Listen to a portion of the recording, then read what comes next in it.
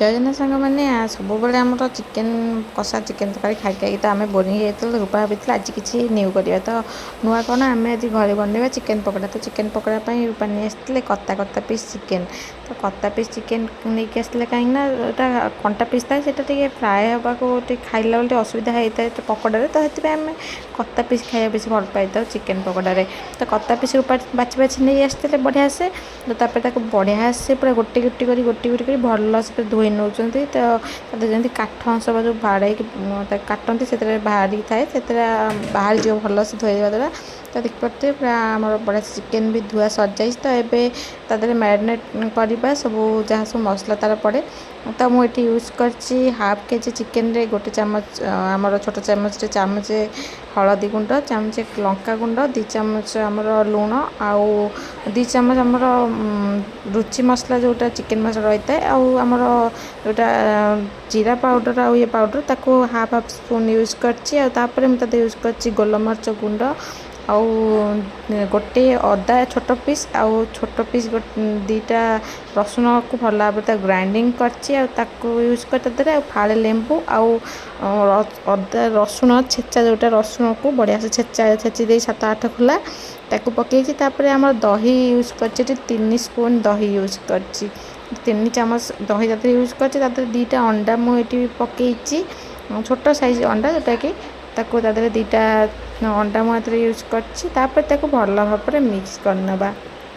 ତ ଆମର କ୍ୱାଣ୍ଟିଟି ଦେଖିପାରୁଥିବେ କେତେ ସାରା ହେଇଯାଇଛି। ତ ଏତେ ସାରା କ୍ୱାଣ୍ଟିଟିରେ ଆମେ ତା ଦେହରେ ମଇଦା ଏଥିରେ ପକାଇବା, ଆମର ମଇଦା ନୁହେଁ ତ କର୍ଣ୍ଣଫ୍ଲୋର୍ ପାଉଡ଼ର ଏଥିରେ ଆମେ ପକାଇବା। ତା ଦେହରେ ତାକୁ ଦେଖି ପକାଇବା, କାରଣ ଗୋଳେଇଲା ବେଳେ ଜଣାପଡ଼ିବ ସେଇଟା କେତେ କ୍ୱାଣ୍ଟିଟିର କର୍ଣ୍ଣଫ୍ଲୋର୍ ପଡ଼ିବ। ତ କର୍ଣ୍ଣଫ୍ଲୋର୍ କହିହେବନି ତ କେତେ କ୍ୱାଣ୍ଟିଟିର ପଡ଼ିବ। ତ ଫାଷ୍ଟ ରୂପା ତାକୁ ଭଲ ଭାବରେ ଗୋଳେଇ ନେବେ, ଯେତିକି ତାদের ଦରକାର କ୍ୱାଣ୍ଟିଟି ଆମେ ସେ ଅନୁସାରେ ପକାଇବା। ତଥାପି ତ ମୋର 7-8 ସ୍ପୁନ୍ ପରିକା ଆଦେହରେ କର୍ଣ୍ଣଫ୍ଲୋର୍ ୟୁଜ୍ ହେଇଥିଲା। ତ ମୁଁ ଏଠି ବେସନ କିମ୍ବା ମଇଦା ବଗେରା କିଛି ୟୁଜ୍ କରିନି, କେବଳ କର୍ଣ୍ଣଫ୍ଲୋର୍ ପାଉଡ଼ର ଏଠି ୟୁଜ୍ କରିଛି। ତ ମୁଁ ତାପରେ ତା ଦେହରେ ହଳଦୀ ଧନିଆ ଯେଉଁଟାକି ଆମର କଞ୍ଚା ଧନିଆ ଥାଏ ତାକୁ ପତ୍ରକୁ ବଢ଼ିଆ ଭାବରେ ଚପ୍ କରି କାଟିନି ତା ଦେହରେ ଗୋଳେଇ ଦେଇଛି। ତ ଆମେ ମ୍ୟାରିନେଟ୍ ଭଲ ଭାବରେ ସବୁ କଲା ପରେ ତାକୁ ଗୋଳେଇକି କିଛି ସମୟ ରଖିଦେଇଛୁ। 15 ମିନିଟ୍ ପରିକା ଚାଇନା ଲୁଣ ମୁଁ ଏଠି ୟୁଜ୍ କରିଛି। ଚାଇନା ଲୁଣ ଆମର ଚିକେନ୍କୁ ଜଲ୍ଦି ସିଝିବାରେ ସାହାଯ୍ୟ କରିଥାଏ। ଆଉ ଯେହେତୁ ଆମର ସିଝିବ ଚିକେନ୍ଟା ତ ଟାଣ ରହିଯିବ ନା, ତ ସିଝିବା ପାଇଁ ଆମେ ଚାଇନା ଲୁଣ ୟୁଜ୍ କରିବା। ତ ନହେଲେ ଚିକେନ୍ଟା ସିଝି ନଥାଏ ଭଲ ଭାବରେ, କତା ପିସ୍ ତ ଜମା ବି ସିଝିବନି। ତ ତାକୁ ସିଝିବା ପାଇଁ ଚାଇନା ଲୁଣ ମାତ୍ର ମୁଁ ଏଠି 2 ଟିପ୍ ଟାଇପ୍ର ତମର ୟୁଜ୍ କରିଛି ଚାଇନା ଲୁଣ। ତ ତାକୁ ସେଥିରେ ମିକ୍ସ କରିକି ଆମେ ତାକୁ ମ୍ୟାରିନେଟ୍ କରି ରଖିଦେଇଛୁ 15 ମିନିଟ୍ ପରେ। ତାପରେ ଆମେ ଛଣାଛୁଣି କରିଥିଲୁ। ତ ମ୍ୟାରିନେଟ୍ କଲା ପରେ ତାକୁ ଘୋଡ଼େଇକି ରଖିବା, ଜମା ବି ଭୁଲିବେନି। ତ ଦେଖିପାରୁଥିବେ ରୂପା ବଢ଼ିଆ ସେ ମ୍ୟାରିନେଟ୍ କରିନେଇଛନ୍ତି। ଏବେ ଦେଖିଦେଉଛନ୍ତି ରୂପା ଦେଖିପାରୁଥିବେ କେତେ ବଢ଼ିଆ ଭାବରେ ମ୍ୟାରିନେଟ୍ ହେଇଯାଇଛି ପୁରା ଚିକେନ୍କୁ।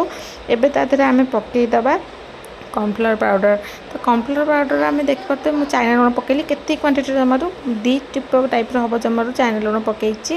ତାକୁ ରୂପା ବଢ଼ିଆ ସେ ମିକ୍ସ କରିଦେଉଛନ୍ତି ଚାଇନା ଲୁଣକୁ, କାରଣ ଆମର ସେଇଟା ଚିକେନ୍କୁ ସିଝିବାକୁ ସାହାଯ୍ୟ କରିବ ଯେମିତି ମୁଁ କହିଥିଲି। ତ ତାପରେ ଆମେ ଆ ଦେହରେ ୟୁଜ୍ କରିବା ମଇଦା ନୁହେଁ ତ ଦେଖିବା ପାଟିରେ ମଇଦା ବାଜୁଛି, ଅଭ୍ୟାସ ମଇଦା ରୁଟି ଫୁଟିଟା କରିବା।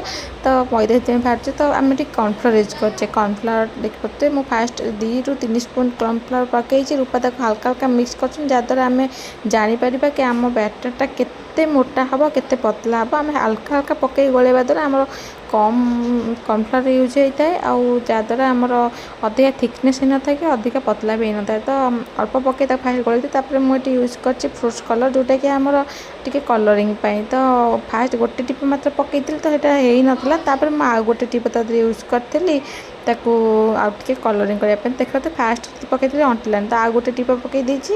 ତାପରେ ତାକୁ ଭଲ ଭାବରେ ଗୋଳେଇ ନେବା, ତ ଆମର ପରଫେକ୍ଟ କଲର୍ ଆସିଯିବ ଏତିକିରେ। ତ ଆଉ ଟିକେ ଆମେ କର୍ଣ୍ଣଫ୍ଲୋର୍ ପକାଇବା, କାରଣ ଆମ ପ୍ୟାଟର୍ନଟା ଦେଖିପାରୁଥିବେ ପତଲା ଦେଖାଯାଉଛି, ଆଉ ଟିକେ ମୋଟା ଦରକାର। ତ ଆମେ ସେଇ ହିସାବରେ ଅଳ୍ପ ପକାଇ ଗୋଳେଇଛୁ। ଯେତିକି ଆମର ଦରକାର ସେତିକି ହିଁ ସେଥିରେ ଆମେ ପକାଇବା, ଅଧିକା ପକାଇବା କିଛି ଦରକାର ନାହିଁ। ତ ଆପଣ ଗୋଳେଇଲା ବେଳେ ନିଶ୍ଚୟ ଜାଣିପାରିବେ କେତିକି ଆପଣଙ୍କର କର୍ଣ୍ଣଫ୍ଲୋର୍ ଦରକାର ହେବ। ତ ମିକ୍ସ କରି ଆକୁ 15 ମିନିଟ୍ ରଖିଲା ପରେ ଛାଣିବା ଆମେ ନର୍ମାଲ୍ ଛଣା ତେଲରେ।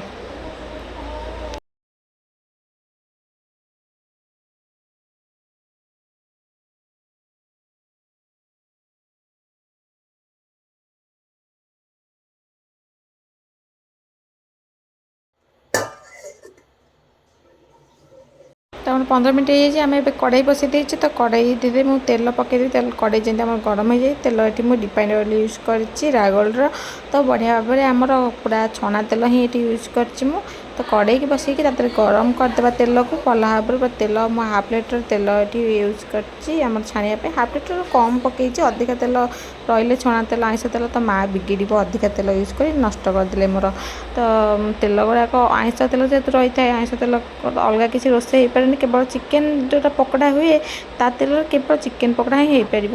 ତ ଆମେ ତେଲ ଗରମ ହେଲା ନା ନାହିଁ ଦେଖିବା। ତ ସେଥିପାଇଁ ତା ଦେହରେ ଟିକେ ନାକୁ ଛୋଟିଆ କି ଗୋଟେ ବୁନ୍ଦି ପକାଇଥିଲି ମସଲା। ଦେଖିବା ତ ମସଲା ସାଙ୍ଗେ ସାଙ୍ଗେ ଉଠି ଆସିଲା ମାନେ ଆମର ତେଲ ପୁରା ହେଇଯାଇଛି ବଢ଼ିଆ ସେ ଗରମ। ତ ଗରମ ଯେତେ ତେଲ ହେଇଗଲାଣି ଆମେ ଆଧିରେ ଏବେ ଛାଣିବା ଷ୍ଟାର୍ଟ କରିବା। ତ ଛାଣିବା ପାଇଁ ରୂପା ବଢ଼ିଆ ଭାବରେ ଦେଖିପାରୁଥିବେ କେମିତି ପୁରା ଗୋଳେଇକି ରଖିଥିଲେ। ଆଉ ଏବେ ଆମର ଛଣାଛଣି ପୁରା ଷ୍ଟାର୍ଟ ହେଇଯିବ। ତ ତାପରେ ଆମେ ତା ପାଇଁ ମୁଁ ଚଟନୀ ବି ୟୁଜ୍ କରିଥିଲି। ଚଟନୀ ଆମେ ତା ଦେହରେ ଖାଇବା ପାଇଁ ପକାଇଛି, ଯେଉଁଟାକି ଆମେ ତା ଦେହରେ ମଡ଼େଇକି ଖାଇବା। ତ ସେ ଚଟନୀ ମୁଁ ପୋଦିନା ଧଣିଆ ସମାନ କ୍ୱାଣ୍ଟିଟିରେ, ଆଉ ଲଙ୍କା ମୁଁ କଞ୍ଚା ଲଙ୍କା 3-4ଟା, ଆଉ ହାଫ୍ କାଗଜି ଲେମ୍ବୁ ଗୋଟେ ଫାଳ ମାନେ ହାଫ୍ ପୁରା ନେଇଛି। ତାକୁ ଚିପୁଡ଼ି ଦେରେ ଆଉ ଟିକେ ଲୁଣ ତା ଦେହରେ ପକାଇକି ତାକୁ ଗ୍ରାଇଣ୍ଡିଙ୍ଗ କରିନେଇଥିଲି। ବହୁତ ସୁନ୍ଦର ଚଟନୀ ହେଇଥିଲା। ଆଉ ପିଆଜକୁ ବହୁତ ବାରିକ ବାରିକ କରି କାଟି ନେଇଥିଲା ରୂପା। କାରଣ ମୁଁ ତ କାଟୁ କାଟୁ ମୁଁ ଟିପକୁ ହିଁ କାଟି ଦେଇଥିଲି। ତ ମୋତେ ଟିକେ ପନିକିରି କାଟିବାକୁ ଡର ଲାଗେ, ତ ମୁଁ କାଟିପାରିନି। ତ ରୂପା ବଢ଼ିଆ ଭାବରେ କାଟି ଦେଇଥିଲା ଛୋଟ ଛୋଟ ପିସ୍ କରିକିନି ଆମର ପିଆଜକୁ। ତାପରେ ଦେଖିପାରୁଥିବେ ରୂପା ବି ବଢ଼ିଆ ସେ ଛାଣି ଦେଉଛି ଆମର ଚିକେନ୍କୁ, କେତେ ବଢ଼ିଆ ଭାବରେ ପକାଉଛି। ତ ମୋତେ ବି ତେଲରେ ଚିକେନ୍ ପକାଇଲା ବେଳେ କି କୌଣସି ପକୋଡ଼ା ପକାଇଲା ବେଳେ ଭାରି ଡର ଲାଗେ। ମୋ ହାତରେ ବାରମ୍ବାର ଚିଆଁ ଲାଗିଯାଇଥାଏ। ତ ରୂପା ବଢ଼ିଆ ଭାବରେ ଛାଣି ଦେଉଛନ୍ତି। ଦେଖିପାରୁଥିବେ କେତେ ବ୍ରାଉନ୍ ବ୍ରାଉନ୍ କଲର୍ ହେଇଗଲାଣି ଆମର। ତ ତାକୁ ଏବେ ବଢ଼ିଆ ଭାବରେ ରୂପା ଏମିତି ଓଲଟେଇ ଦେବେ ସବୁଯାକ ଚିକେନ୍ ପକୋଡ଼ାକୁ, ଯେମିତିକି ଟୁ ସାଇଡ଼୍ରୁ ଭଲ ଭାବରେ ପୁରା ଫ୍ରାଏ ହେଇଯିବ ଆମ ଚିକେନ୍ ପକୋଡ଼ା। ତ ଆମର କେତେ ସୁନ୍ଦର ଭାବରେ କଲର୍ ଦେଖିପାରୁଥିବେ। କଲର୍ ପକାଇବାର କାରଣ ହେଉଛି ଏଇ ଯେଉଁ କଲର୍ଟା ଆମର ଦରକାର ଥିଲା। ତ ନହେଲେ ହଳଦିଆ ହଳଦିଆ ଦେଖା ହେଇଥାନ୍ତା। ତ ଏଇ ନାଲି ନାଲି ଟିକେ ଦେଖାହେଲେ ଭଲ ଲାଗେ। ତ ଦୋକାନରେ ଏଇ ନାଲି ନାଲି କଲର୍ର ଚିକେନ୍ ପକୋଡ଼ା ଦେଖିବା ଅଭ୍ୟାସ, ତ ସେଇଟା ହଳଦିଆ ଦେଖାହେଲେ ଭଲ ଲାଗିନଥାନ୍ତା। ସେଥିପାଇଁ ମୁଁ ଟିକେ ୟା ଦେହରେ କଲର୍ ପକାଇଥିଲି। ତ ଆପଣଙ୍କ ଚଏସ୍, ଆପଣ ଚାହିଁବେ ଯଦି କଲର୍ ପକାଇ ପାରିବେ, ନ ପକାଇଲେ ବି ଚଳିବ।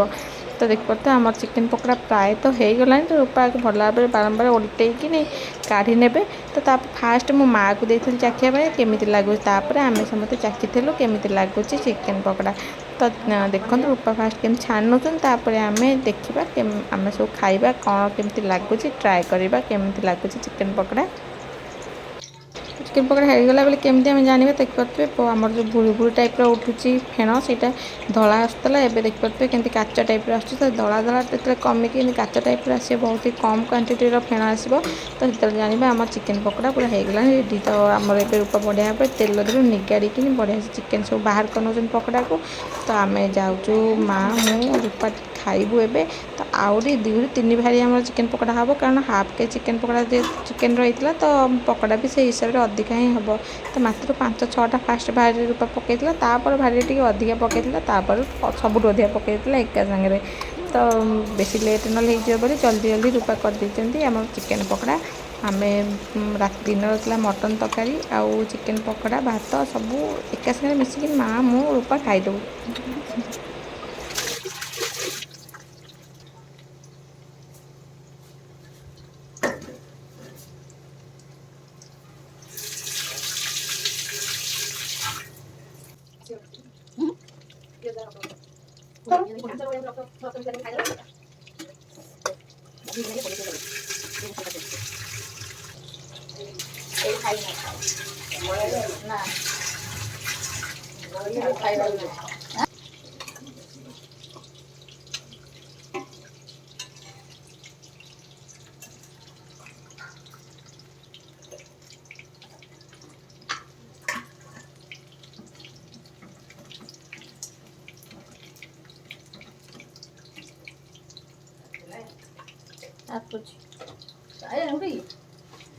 ଚଟଣି ଆଉ ପିଆଜ ସହିତ ମା ପାଇଁ ରୂପା ଏବେ ଚିକେନ୍ ପକୋଡ଼ା ଦେଖିପାରୁଥିବେ କାଢ଼ି ନେଇଛି। ତ ମାଆକୁ ଯାଉଛି ଫାଷ୍ଟ ଦେଇଦେବି, ତାପରେ ଆମେ ସମସ୍ତେ ସାଙ୍ଗ ହେଇକି ଖାଇବୁ।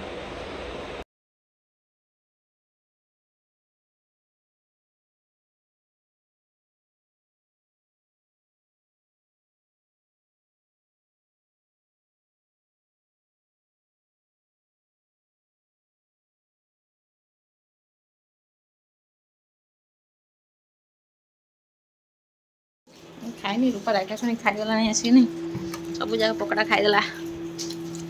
ମା ତାର ଖାଇସାରିଲାଣି ପକୋଡ଼ା ପକୋଡ଼ା ଖାଇ ମଟନ୍ ତରକାରୀ ଖାଇଲାଣି। ତୁ କ'ଣ କରୁଛୁ? ପକୋଡ଼ା ଖାଉଛୁ? ସବୁ ଖାଉଛୁ? ଭାତ ବି ଖାଉଛୁ?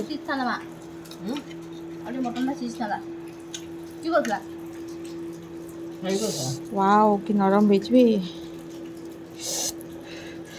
କି ତତଲା।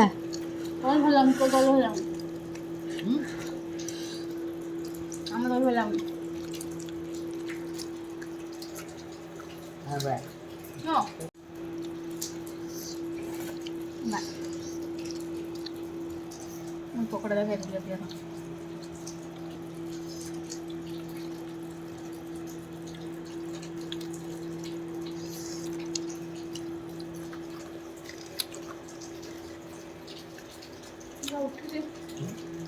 ରୋଷେଇଆ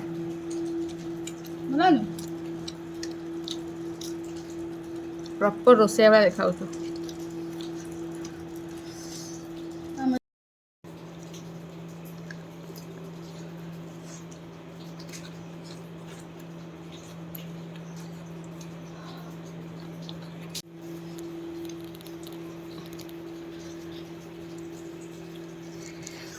କେମିତି ଲାଗୁଛି ମୋ ହାତ ତିଆରି ଚିକେନ ପକୋଡ଼ା? टेस्टी।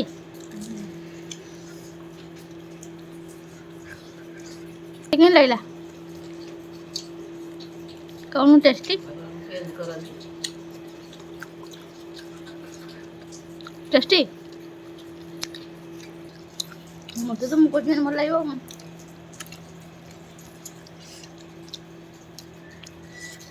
पियाज चूल्हा पे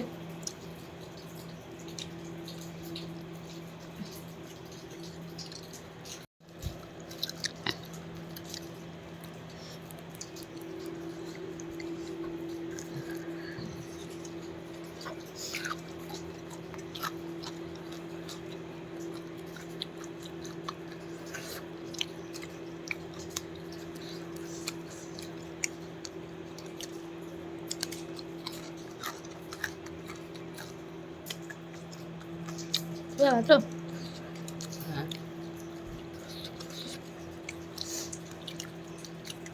हाँ बोला अरे हाँ बोला नहीं खाना